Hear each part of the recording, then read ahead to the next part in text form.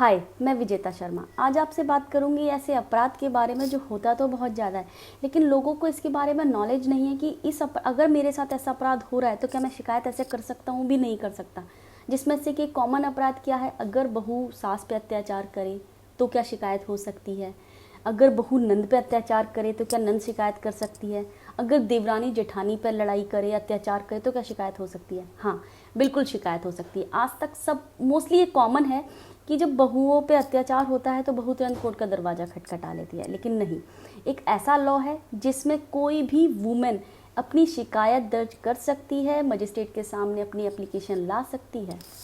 ऐसे अपराध को बोलते हैं डोमेस्टिक वायलेंस, और डोमेस्टिक वायलेंस पे अंकुश लगाने के लिए एक एक्ट बना है जिसको बोलते हैं डोमेस्टिक वायलेंस एक्ट 2005। ये कोर्टों के अंदर कॉमन रहा है। अगर कोर्ट के अंदर 100% केस है, 100% केस में से अगर 40% केस डोमेस्टिक वायलेंस के हैं, तो डोमेस्टिक वायलेंस केस में से अप्रॉक्सीमेट 25% केस बहुओं ने किए होते हैं अपने ससुराल पक्ष पर। लेकिन नहीं, यहाँ पर हम क्या बोलते हैं, डोमेस्टिक वायलेंस एक्ट की एक सेक्शन है, सेक्शन 2A। 2A इसमें क्या बोलता है, 2A में डिफाइन है अराइट पर्सन, एग्रीव्ड पर्सन की बात करता है, यानी कि कंप्लेनेंट कौन हो सकता है, शिकायतकर्ता कौन हो सकता है। अब डोमेस्टिक वायलेंस इस सेक्शन के अकॉर्डिंग क्या बोलता है, इस सेक्शन में बोलता है कि भाई कोई भी वुमेन,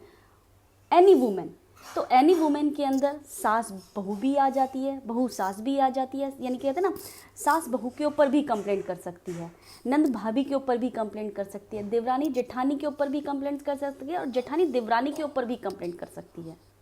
लेकिन यहाँ पर एक प्रॉब्लम आती है। प्रॉब्लम क्या है, जिसके साथ भी घरेलू हिंसा हो रही होती है तो कई बार कई कंडीशन ऐसी होती है वो कोर्ट तक नहीं आ पाती, क्योंकि उसे घर से बाहर भी निकलने नहीं दिया जाता, उसे बंद कमरे में रखा दिया जाता है, उसे कहते हैं ना खाने पीने को नहीं दिया जाता, इवन उसे सनलाइट तक नहीं दी जाती। तो ऐसी कंडीशन में वो क्या करे, ऐसी कंडीशन में भी लॉ में कहीं ना कहीं तो कुछ ना कुछ तो सेक्शन दिया होगा, बिल्कुल दिया है। इसको समझने के लिए ना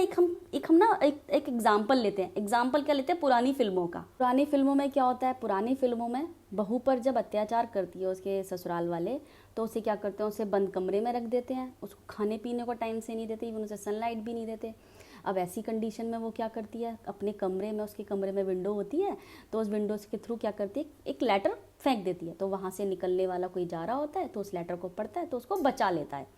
लेकिन अब भाई वो तो मूवी है, रियल लाइफ में अगर आपके साथ ऐसा हो रहा हो, आपके साथ ऐसा हो, पता चले आपने उसको लेटर देखा और पुलिस वाले को लिया है आप पकड़ के घर में कि भाई उसके साथ ऐसा ऐसा हो रहा है, और वो बहू की आत्मा जाग गई, वो बहू कहते हैं नहीं भाई, जो मेरा पति है वो परमेश्वर है और जो मेरी सास है वो मेरी सास देवी है।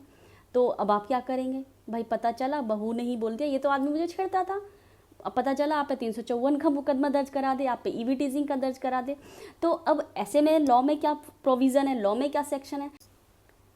डीवी एक्ट का सेक्शन 4। डीवी एक्ट का सेक्शन 4 क्या बोलता है कि भाई अगर कोई भी व्यक्ति कंप्लेंट इस तरह की कर रहा है और उसको ऐसा पता चला है कि किसी के साथ ऐसा हो रहा है, तो हम उसके खिलाफ कोई कानूनी कार्रवाई नहीं करेंगे, लेकिन हमें लास्ट में सहमति किसकी चाहिए होगी, हमें लास्ट में सहमति विक्टिम की चाहिए होगी जिसके साथ ऐसा अत्याचार हो रहा है। तो अगर आपके आसपास ऐसा हो रहा है या आप खुद उसके विक्टिम हैं, आपके साथ खुद डोमेस्टिक वायलेंस हो रहा है, तो आप घबराएं नहीं, आप नज़दीकी कोर्ट जाएं जो आपके जुडिक्शन के अंदर आता है, वहाँ पे मजिस्ट्रेट के सामने अपनी आप पिटीशन दाखिल कर सकते हैं, जिसको एप्लीकेशन बोलते हैं, आप अपनी एप्लीकेशन दायर कर सकते हैं।